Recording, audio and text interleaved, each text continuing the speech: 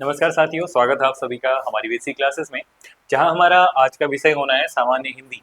तो हमारा जो क्रम चल रहा था वर्णों से शुरू हुआ था। वर्णों से हम शब्द पर आते हैं और उन्हीं शब्दों का जब हम मेल करते हैं और उसका सार्थक अर्थ के रूप में हम उन्हें जोड़ते हैं तो उसी को हम क्या कहते हैं, संधि कहते हैं।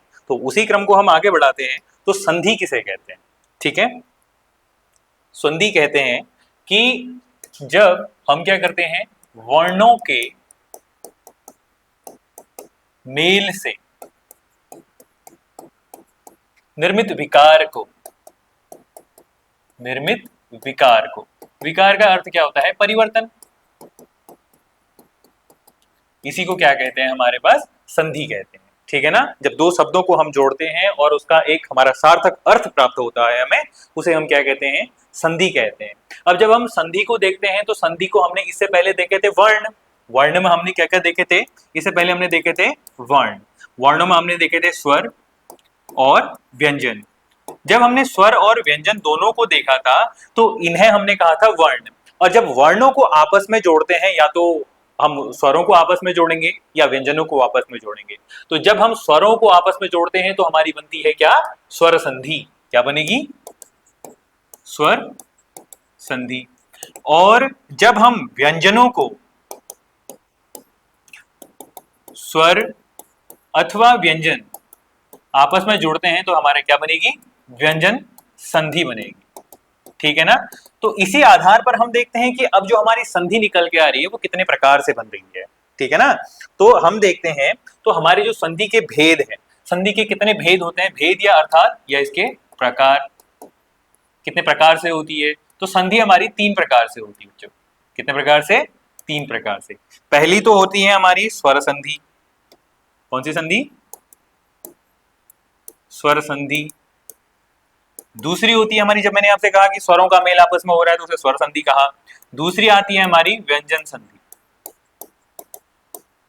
ठीक है। और अंतिम रूप से तृतीय आती है हमारी क्या? विसर्ग संधि।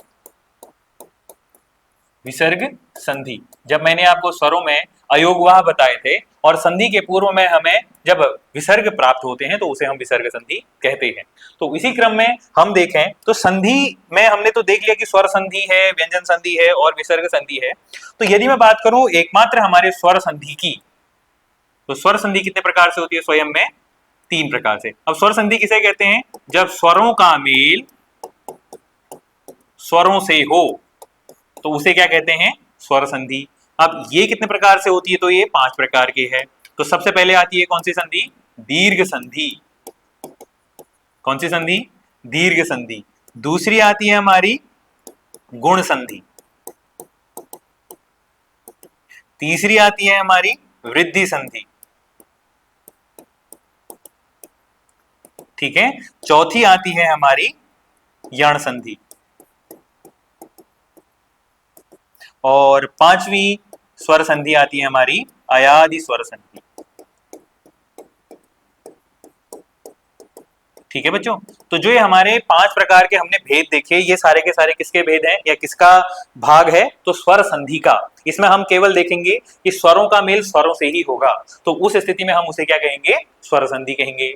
और यदि मैं बात करता हूं व्यंजन संधि की, तो मैंने जैसा कि अभी आप लोगों को बताया कि जब व्यंजनों का मेल किसके साथ होगा? स्वर भी हो सकते हैं वो या व्यंजन भी हो सकते हैं, तो उन्हें हम क्या कहेंगे? व्यंजन संधि कहेंगे। और यहां पर क्या होगा विसर्ग संधि में कि हमारा पूर्व में विसर्ग होगा और उसका मेल या तो स्वरों से हो या व्यंजनों से हो, तो उस संधि को हमने क्या कहा? विसर्ग संधि कहा। विसर्ग का अर्थ है कि दो बिंदे पीछे से लगेंगे तो उसे हमने विसर्ग कहा। ठीक है ना। इसके हमारे अनेकों भाग होते हैं, उन भागों में हम पहले का तीसरे के साथ मेल पढ़ेंगे। जब हम आपको स्पर्शी व्यंजन बता रहा था तो पहला वर्ग तीसरे वर्ग के साथ मेल कर जाता है, तो उसमें हम इसके भाग को देखते हैं। पहले का तीसरे में परिवर्तन तो व्यंजन संधि का भाग है। और इसमें हम सौ के सौ सौ सौ तालव्य सौ मूर्धन्य दंत्य सौ इसके बारे में, और ओ जो हमारा विसर्ग में परिवर्तित हो जाते हैं उसमें हम बात करते हैं। तो आज हमारा जो टॉपिक रहेगा वो रहेगा हमारा क्या? स्वर संधि। तो एक बार मैं आपको फिर से स्वर बता दूं। तो जैसा कि आप लोगों ने देखा है स्वर हमारे कुल 11 होते हैं। तो चलिए एक बार देखते हैं। अ, आ, ई ई उ उ री ए आई ओ और औ। मैंने उस समय आपको बताया था कि जो हमारे मूल स्वर हैं या उन्हें ह्रस्व स्वर कहते हैं वो मुख्य रूप से चार होते हैं। कौन कौन से? औ, छोटी ई, छोटा ऊ और री। तो हम इन्हीं के प्रयोग से दीर्घ स्वर का निर्माण करेंगे। दीर्घ स्वर कौन से हैं? आ, बड़ा ई और बड़ा ऊ। ठीक है, तो इसका प्रयोग करेंगे हम बड़े का निर्माण में। तो यदि मैं बात करता हूं दीर्घ की, पहला नाम ही उसका क्या है? दीर्घ स्वर संधि। ठीक है, दीर्घ का मतलब क्या होता है? बड़ा। ठीक है, दीर्घ या इसी को हम क्या कहते हैं? गुरु स्वर कहते हैं। तो उन गुरु स्वरों का निर्माण किस तरीके से होता है? तो गुरु स्वरों के निर्माण में हमारा जो भाग रहता है उसमें क्या होता है? ओ या आ का मेल स्वयं ओ या आ के साथ होगा। तो किसका निर्माण करेंगे? ये दीर्घ स्वर का, जो कि हमारा आ है। क्योंकि स्वर जो हमारा ह्रस्व स्वर है और दीर्घ स्वर है, दोनों आपस में जब मेल करेंगे तो किसका निर्माण करेंगे? दीर्घ का स्वयं ही निर्माण करेंगे।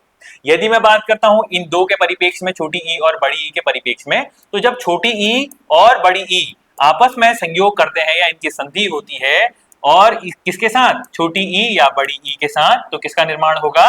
बड़ी ई का निर्माण होगा, जो कि हमारा दीर्घ स्वर है, आप लोगों को जैसा कि पता है। अगला हमारा आता है छोटा ऊ और बड़ा ऊ। इन दोनों का मेल अगर आपस में किया जाए तो हमारा क्या बनेगा? बड़ा ऊ बनेगा, जो कि हमारा किसका भाग है? दीर्घ संधि का भाग है। तो इन्हीं को देखते हुए जब हम इस दीर्घ संधि को देख रहे हैं तो हमने निर्माण किसका किया? दीर्घ स्वर का। तो इसी को हमने तभी कहा दीर्घ स्वर संधि। ठीक है, तो हम सबसे पहले दीर्घ संधि के कुछ उदाहरण देख लेते हैं। ठीक है, फिर उसके बाद हमारा विषय आएगा गुण संधि का। ठीक है, अच्छा, तो मैंने यहां पर कहा तो जो हमारा इसमें किस तरीके का होगा? छोटी ई या ओ। सबसे पहले ओ का देखते हैं। ठीक है, ओ का मेल या आ का मेल किसके साथ होगा? ओ या आ के साथ। तो क्या निर्माण करेंगे? ये दीर्घ स्वर आ। ठीक है, यदि मैं बात करता हूं मतानुसार की, पहला यदि उदाहरण लूं मैं मतानुसार, तो इसको यदि मैं संधि में तोड़ता हूं, इसको दीर्घ संधि में, तो आपने सबसे पहले देखना है दीर्घ स्वर कह रहा है और दीर्घ स्वर हमारा या तो आ होगा, तो आ के पीछे जो मात्रा लगी होगी आपको देखना है कि यहाँ पर कहां पर हमारा दीर्घ स्वर चिपका हुआ है। देखिए मतानुसार में तो के पीछे आपको आ की मात्रा दिख रही है, तो इसको आप कैसे तोड़ेंगे? मत धन अनुसार। अच्छा सर, ये कैसे हुआ?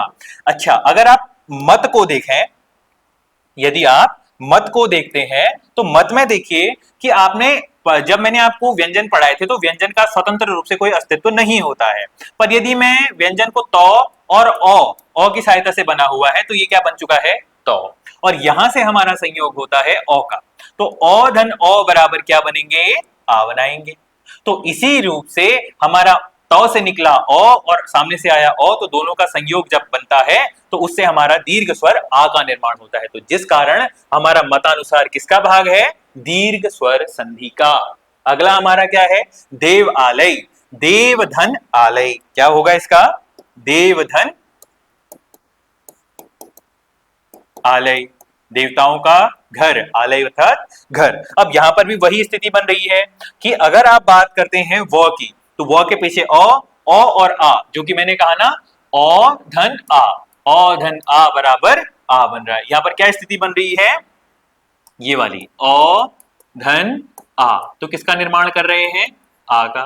तो यहां पर भी वही स्थिति है, दीर्घ स्वर संधि का निर्माण। अगला है सत्याग्रह। सत्य धन आग्रह, दीर्घ स्वर संधि पर ही आप तोड़ेंगे, तो य के पीछे हमारा दीर्घ स्वर लगा हुआ है, तो इस दीर्घ स्वर को हम यहां पर लिखेंगे। तो क्या होगा इसका? देखिए सत्य धन आग्रह, अधन आ बराबर आ। तो ठीक है, हम कहा बात कर रहे थे? सत्याग्रह की। तो सत्याग्रह हमारा बढ़िया तरीके से क्या बन चुका है? आ धन, यहां पर हमने देखा ओ धन आ, तो ओ धन आ यहां पर हमारा बन गया, ओ धन आ बराबर आ। ठीक है, अगला हम बात करते हैं परीक्षार्थी की। तो परीक्षार्थी में क्या होगा बच्चों? देखिए परीक्षा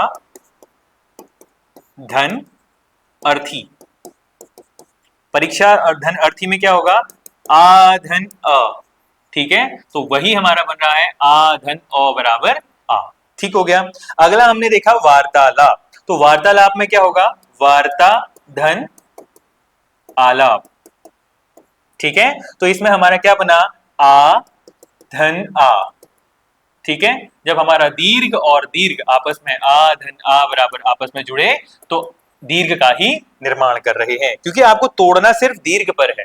ठीक है, और सार्थक अर्थों में तोड़ना है। ये और बहुत ध्यान रखने वाली बात है कि जब इसको आप तोड़ रहे हैं तो दोनों शब्दों में सार्थक अर्थ होने चाहिए। परीक्षा धन अर्थी, परीक्षा को परीक्षा का अर्थी यदि आपका दोनों अर्थों के साथ अगर टूट रहा है, इसका अर्थ है कि आपकी संधि सही जा रही है। ठीक है, अगला हमने देखा गिरीश, तो गिरी धन ईश, दीर्घ संधि कहां पर है हमारी, बड़ी ई की है। ठीक है, तो अगला हम देखते हैं यदि हम छोटी ई का मेल बड़ी ई के साथ करवाते हैं, ठीक है, तो हमारे किसका निर्माण होगा, दीर्घ का, यानी ई का निर्माण होगा। तो यदि मैं इसकी बात करता हूं तो यहां पर क्या बनने वाला है हमारा, गिरिधन छोटी ई धन ईश। ठीक है, तो छोटी ई धन बड़ी ई बराबर बड़ी ई। ठीक है, तो यहां पर पहला क्या निकला, छोटी ई धन बड़ी ई बराबर ई निकला। ठीक है, इसके अनेक भाग होते बच्चों। तो फिर उसके बाद हम देखते हैं लक्ष्मी इच्छा, अगला बहुत महत्वपूर्ण है, लक्ष्मी इच्छा। तो इसमें क्या देखेंगे, लक्ष्मी धन इच्छा। ठीक है, बड़ी ई धन छोटी ई, तो किसका निर्माण करेंगे, बड़ी ई और धन छोटी ई करके बड़ी ई का ही निर्माण करेंगे। आपको प्रत्येक जो हमारे शब्द मिल रहे हैं उनके वर्ण विच्छेदन आने चाहिए। यदि आपको वर्ण विच्छेदन नहीं आते हैं, मैं एक आपको वर्ण विच्छेदन करके भी दिखा देता हूं। ठीक है, जैसे यदि यदि मैं ले लेता हूं आपसे रजनीश को, ठीक है, रजनीश को ले लेता हूं, तो रजनीश में क्या होगा, र धन अ धन ज धन अ धन न धन ई धन श। ठीक है ना, और यदि मैं इसकी संधि देखता हूं तो रजनी धन ईश, इसका अर्थ है कि जो हमारी ये ई बनी हुई है, कौन सी ई, यदि हमारी ई बनी हुई है, ये ई बना कैसे है, जो बड़ी ई है धन बड़ी ई, ये इस तरीके से बना, तो रजनी धन ईश, तो इसका जो निर्माण हो रखा है दीर्घ संधि का इस तरीके से हुआ है, और इसे क्या कहते हैं, वर्ण विच्छेदन, वर्ण विच्छेद। ये ध्यान रखिएगा, प्रत्येक अक्षर शब्द का आपको वर्ण विच्छेद करना आना चाहिए। वर्ण विच्छेद का अर्थ क्या होता है, जो सबसे छोटी इकाई में टूट सकता है, और सब जो हमारे वर्ण होते हैं वर्णों के ही मेल से क्या बनता है, शब्द निर्माण होता है। अगला यदि मैं बात करता हूं गुरु उपदेश की, ठीक है, तो गुरु उपदेश में क्या होगा कि गुरु धन उपदेश, यहां पर क्या बन रहा है हमारा, छोटा ऊ धन छोटा ऊ बराबर बड़ा ऊ। ठीक है ना, इसका निर्माण हो रहा है यहाँ पर। तो इसको हमने अगला कौन सा देखा, जब छोटा ऊ और बड़ा ऊ का मेल हम छोटा ऊ और बड़ा ऊ के साथ करते हैं तो बड़ा ऊ यानी दीर्घ ऊ का निर्माण होता है। यदि मैं अगला बात करता हूं लघुर्मी की, लघुर्मी कई बार पूछा गया है उत्तराखंड के परीक्षाओं में और सेंट्रल एग्जाम्स के परिप्रेक्ष्य में, तो लघु धन ऊर्मी। ठीक है, हमारा क्या बना, छोटा ऊ धन बड़ा ऊ मिला के क्या बनाएंगे, बड़ा ऊ का निर्माण करेंगे, तो वही हमारा लघुर्मी का निर्माण करती है बच्चों। ठीक है, आपको हर एक के अपने वर्ण विच्छेदन की प्रक्रिया पता होनी चाहिए, बिना वर्ण विच्छेदन के आप संभव नहीं कर पाएंगे, ज्ञात नहीं कर पाएंगे कि किस तरीके से हमारा जो संधि है वो काम कर रही है। ठीक है ना, और यदि मैं र धन अ की बात कर रहा हूं तो रॉ बना रहा है, ये पूरा संपूर्ण रॉ बना रहा है, और यदि मैं जौ धन औ की बात करता हूं तो जौ बना रहा है, न धन बड़ी ई की बात करता हूं तो नी बना रहा है, पर इसमें जो बड़ी ई है वो बड़ी ई और बड़ी ई के संयोग से बना हुआ है। ठीक है, ये आप अगला ध्यान रखिएगा। इसके बाद बच्चों अगली आती है हमारी स्वर संधि का भाग, गुण स्वर संधि। अब गुण स्वर संधि में क्या होता है, जरा इसको पहले समझ लेते हैं कि हमारा जो गुण स्वर संधि है, पहले तो हमने क्या किया, अ का मेल अ के साथ करवाया, ई का मेल ई के साथ करवाया, ऊ का मेल ऊ के साथ करवाया, तो सदैव हमने क्या पाया कि हमारा दीर्घ हमें मिल रहा है। ठीक है, हमें क्या मिल रहा है, दीर्घ मिल रहा है। अब हम क्या करेंगे, जो हमारा दीर्घ लघु और दीर्घ है, लघु और दीर्घ है जो हमारे आपस के हैं, इनको मिलाएंगे, तो जब हमारा इनका मेल होगा तो किस स्वर का निर्माण हो रहा है उसे देखते हैं। तो अगली हमारी स्वर संधि आती है गुण स्वर संधि। किसका निर्माण हुआ, गुण स्वर संधि। अब गुण स्वर संधि में बच्चों क्या होगा, हमारा जो और आ है, कौन से? ओ या आ, इनका मेल किसके साथ होगा? हमारे छोटी ई और बड़ी ई के साथ। तो ये निर्माण करेंगे किसका? ए का। तो बच्चों अब निर्माण होगा किसका? ए का। तो अब हम निर्माण कर रहे हैं ए का। किसका किसका किसका मेल? ओ का मेल, ओ और आ का जो संयुक्त मेल है वो छोटी ई और बड़ी ई के साथ करवाएंगे तो ए प्राप्त होता है। अगला हम क्या करेंगे? ओ और आ का मेल हम किसके साथ करवाएंगे? अब छोटा ऊ और बड़ा ऊ के साथ। अगला क्या आया? ओ और आ का मेल उ और ऊ के साथ करवाएंगे तो हमारा क्या प्राप्त होता है? हमें ओ प्राप्त होता है। अब हमें प्राप्त हो जा रहा है ओ फॉर ओ से ओखली। अब प्राप्त हो गया हमें ओ, ए और ओ। अब एक बार हम ओ और आ का मेल री के साथ करवाते हैं इसी में, ठीक है?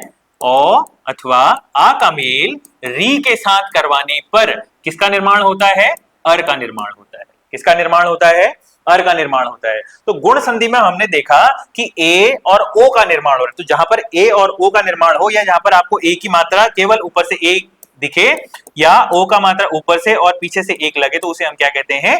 ओ। तो हमने यहां पर क्या देखा? गुण संधि देखी। और इसी गुण संधि का यदि मैं उदाहरण देखता हूं तो गुण संधि के उदाहरण में हमें मिलता है कुछ इस तरीके का। तो ध्यान दीजिएगा, हमें इसमें प्राप्त क्या होगा? एक तो प्राप्त होगा हमें ए, ए की मात्रा क्या होती है? ऊपर से, ठीक है? अगला मिलता है हमें ओ, क्या मिलता है? ओ, ओ के ऊपर से एक पीछे से एक, तो ये हमारा ओ हो गया। और तीसरा हमें क्या मिलता है? अर, जब हमने री ओ और आ का मेल री के साथ करवाया, ठीक है? तो तीन चीजें हमें मिलती हैं। यदि मैं बात करता हूं यहां पर नरेंद्र की, तो आपको यहां पर क्या मिल रहा है? रॉ के ऊपर ए की मात्रा मिल रही है। यदि मैं नरेंद्र को देखूं तो इस तरीके से कुछ हमारा नरेंद्र बन रहा है, ठीक है ना? तो नरेंद्र को यदि हम तोड़ना चाहते हैं तो किस तरीके से टूटेगा? नरधन इंद्र, नरधन इंद्र, ठीक है ना? तो हमारा और यहां पर सॉरी ये आधा ओ नहीं होगा, ये पूरा ओ होगा, क्योंकि हमारा बनाना क्या है? हमने बनाना क्या है? ए बनाना है। और ए कैसे बनता है? जब हमारा ओ का मेल किस तरीके से होता है? ओ अथवा आ का मेल छोटी ई अथवा बड़ी ई से हो तो ए बनता है, ठीक है? तो यहां पर हमारा क्या बना? ओ धन ई बराबर ए। क्या बन गया? ए बन गया। तो इस तरीके से हम इसको क्या करेंगे? निर्माण करेंगे, ठीक है? तो ये आप समझ गए होंगे। अगला हमारा क्या बनने वाला है? अगला देखते हैं नरेश। नरेश में क्या होगा? नर धन ईश, ठीक है? नरों के ईश। तो यहां पर क्या बन रहा है बच्चों? अधन ई, अधन ई। क्या बनाएंगे? फिर से ए बनाएंगे। अगला राकेश, राकेश का क्या होगा? राका धन ईश, राकेश। अगला महोत्सव। अब देखिए अब यहां पर क्या बनेगा? ओ अथवा आ का मेल किसके साथ? उ अथवा ऊ के साथ हो चुका है, तो क्या बनाएंगे? अब ओ का निर्माण होगा। तो यहां पर क्या बन रहा है? जैसे महोत्सव की यदि मैं बात करता हूं, महोत्सव कैसे बनेगा? महोत्सव कैसे बनेगा? महाधन उत्सव, ठीक है? तो यहां पर क्या बना? आ धन उ, तो ये मिला के क्या बनाएंगे? हमारा ओ। क्या बनाएंगे? ओ। तो यहां पर क्या टूट रहा है हमारा? महोत्सव। यहां पर राकेश, यहां पर नरेश। तो ए और ओ के रूप में हमारा टूट रहा है। अगला है हमारा दयोर्मी, दया धन ऊर्मी। तो यहां पर इसका करते हैं अगला हमारा दयोर्मी, ठीक है? ध्यान देने योग्य है। इसका क्या होगा? दया धन ऊर्मी। देखिए ओ सॉरी आ और ऊ, ओ आ और ऊ का मेल करके हमारा क्या बन चुका है? ओ बन चुका है, ठीक है? अति महत्वपूर्ण है। अगला देवर्षि, हमारा ये भी पूरा हो चुका है। अब अगला हम देखने वाले हैं क्या? जब हमारा ओ और आ का मेल किसके साथ होगा? यहां पर अंतिम रूप से देख लें, ओ अथवा आ का मेल री के साथ होता है तो क्या बनेगा? हमारा अर बनता है, ठीक है? जैसे अभी आप इसको उच्चारण करते हैं देवर्षि को, तो देवर्षि को उच्चारण करने पर आपको क्या प्राप्त होता है? देवधन ऋषि, देवधन ऋषि, ठीक है? तो यहां पर क्या बन रहा है? देवर्षि। आप उच्चारण करने में यहां पर क्या पाते हैं? आपको अर की ध्वनि सुनाई देती है, अर, ठीक है? जो कि हमारा प्रश्न है, ठीक है? तो देवर्षि। तो ये होता है हमारा गुण संधि का। इसके बाद आती है हमारी वृद्धि संधि, जिसमें हम आई और औ की बात करेंगे, जो हमारा वृद्धि संधि के अंतर्गत आता है। ठीक है, इसको हम आप अगर प्रैक्टिस करना चाहें तो कर सकते हैं, वरना अगली कल की वीडियो में हम इसको पूरा करेंगे वृद्धि संधि को। इसके बाद आने वाली हमारी यण संधि और इसके बाद आने वाली है अयादि संधि। ठीक है, तो स्वर संधि हमारी पूरी हो जाएगी। थोड़ा वीडियो लंबी बन जा रही है, इसीलिए हम आज इसको गुण संधि तक करते हैं, बाकी हम कल पूरा करेंगे इसको। ठीक है ना, तो आज के लिए इतना ही, और हमारी वीडियोस को कंटिन्यू देखते रहिएगा, और हमारा ये टॉपिक अभी पूरा करना बाकी है। ठीक है, तो इसे पूरा करने के लिए घर में भी आप अपनी बुक्स में रिवाइज करते रहिएगा, और प्रैक्टिस सेशन लगाने जरूरी है। अगर आप प्रैक्टिस सेशन नहीं लगाते हैं तो आपकी प्रैक्टिस छूट जाएगी। ठीक है ना, तो उसके लिए बार बार किसी न किसी बुक को पकड़िए, उसका रेफरेंस लीजिएगा और उसे अपने प्रैक्टिस में जरूर लेके आइएगा। ठीक है, आज के लिए बस इतना ही करते हैं। यहां तक रुकने के लिए बहुत बहुत धन्यवाद। Thank you.